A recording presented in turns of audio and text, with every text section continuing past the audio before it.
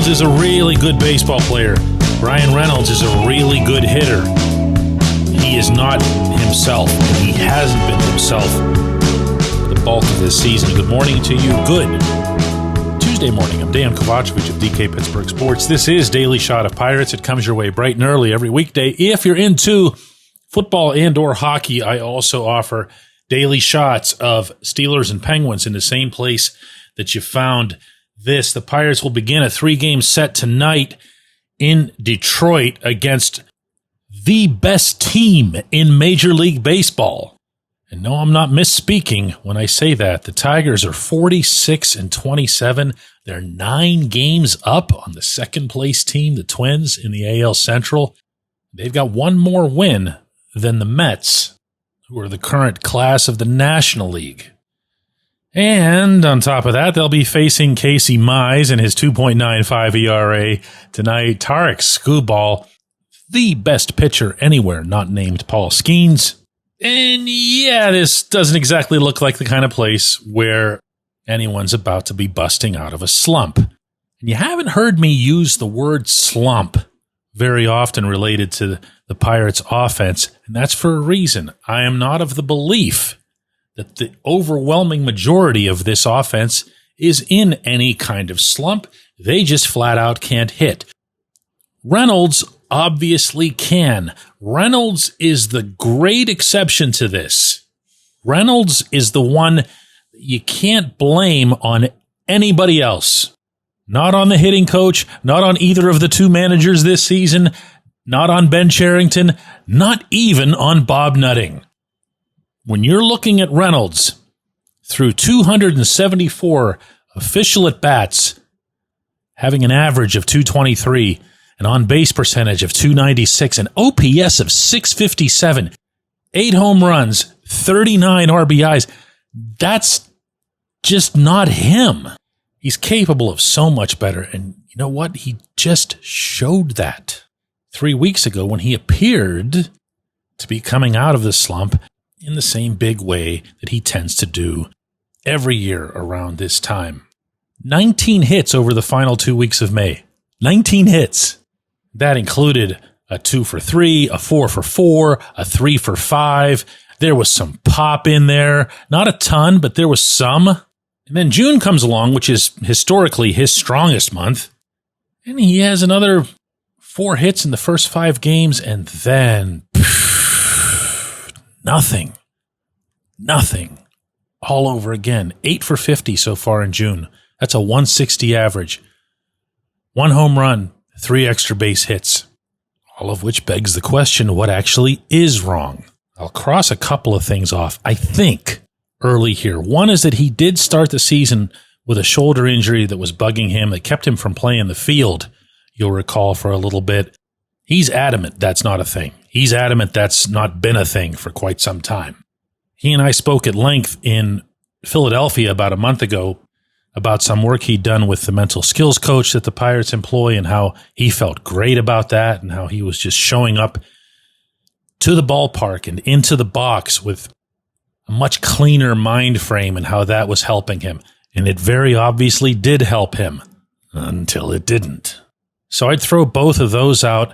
I would look at his 280 batting average on balls in play. That's basically the luckometer for baseball hitting. It's what percentage of the balls that you put in play anywhere find grass, result in hits. 280 does suggest that he's been unlucky. Anything that's below 300 suggests that. Anything that's at 300 or right around it, though, is generally seen as, not all that far outside the norm. So I wouldn't take this one too seriously either. He's had a higher whiff rate than he usually does. He's had a lower launch angle than he usually does. His exit velocity is below normal, but none of them to any freakish extent. So what is it? Well, I'll tell you this. Anytime Reynolds has slumped in the past, and I've usually waited a while before bringing it up with him because he doesn't stay in them for very long. This is so outside the norm, it's hard to even process. But when I've brought it up, he has talked about timing. he's talked about just being off.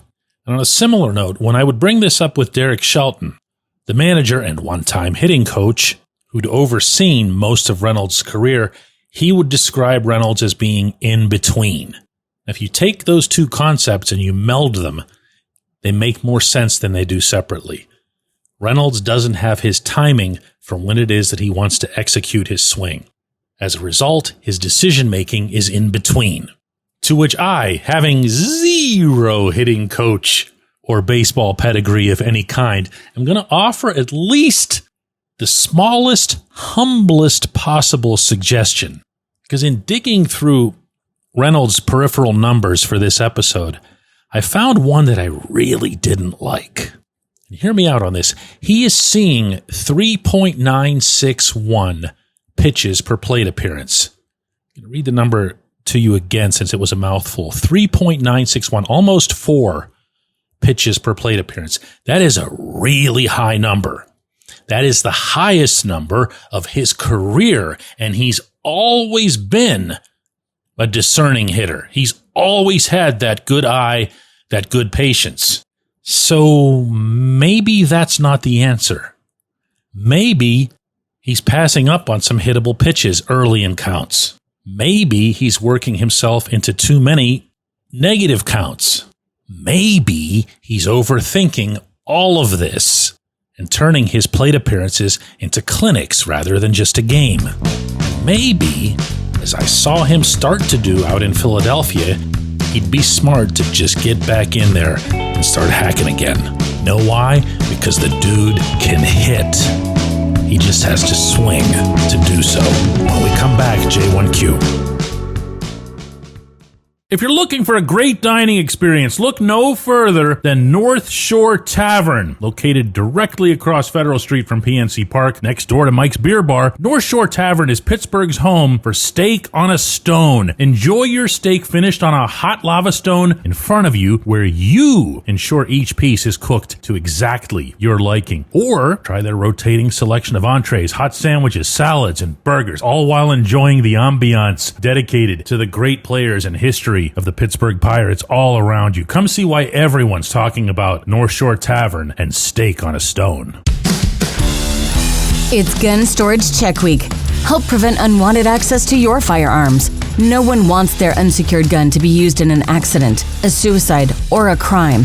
Use lockboxes, safes, and locks to secure your firearms. Learn more at gunstoragechek.org. That's gunstoragechek.org. Brought to you by NSSF, the Firearm Industry Trade Association.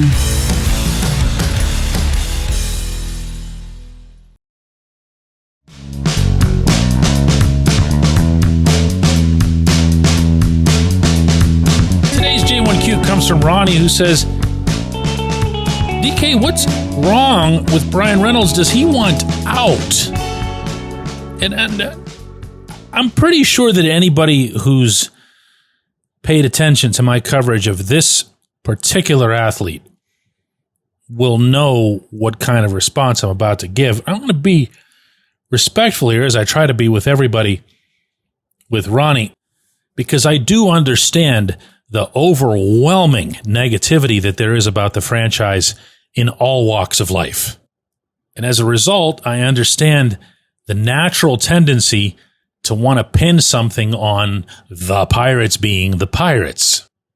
For example, and I've seen, heard, and read some of this already, Reynolds is screwing up because the Pirates have finally gotten to him. Well, no. He was able to hit before he got to Pittsburgh. He's been able to hit ever since. And he's now done that through 3 different hitting coaches at the major league level, all of them in Pittsburgh. So he's one of those people who, I use this term a lot, not necessarily in a joking way, but he's immune to being a Pirate. It's kind of like in the Andrew McCutchen sense, like there's a vaccine for it. But to what you asked, which is the other thing that comes up, well, if they're not performing and they're usually good, that must mean that they hate being in Pittsburgh or hate being part of the Pirates and just want to work their way out of here. That is not who this young man is. It's just not.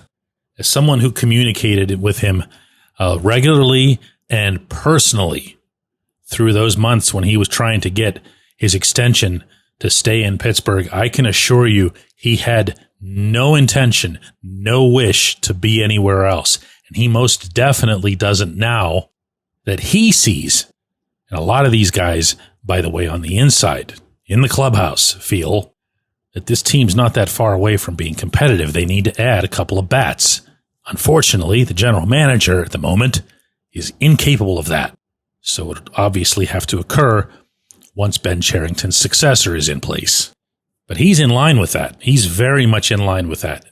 Also, and this is probably more significant to what you bring up than anything else, this is not, what's the clean term for someone who is a blank disturber? I don't know if there is one. He's just not that. Okay? He's not a blank disturber. He's a guy who's happy to be in the major leagues, happy to contribute, happy to be where he is, and not at all happy with how he's performing. He's not taking that out on the Pirates or on Pittsburgh. He's taking it out on himself. And that's actually a big part of his problem at the moment. And I'm not going to pretend that it hasn't been part of the team's problem overall. He is the Pirates' best everyday player, and he needs to be that again. I appreciate the question. I appreciate everybody listening to Daily Shot of Pirates. We're going to do another one of these tomorrow.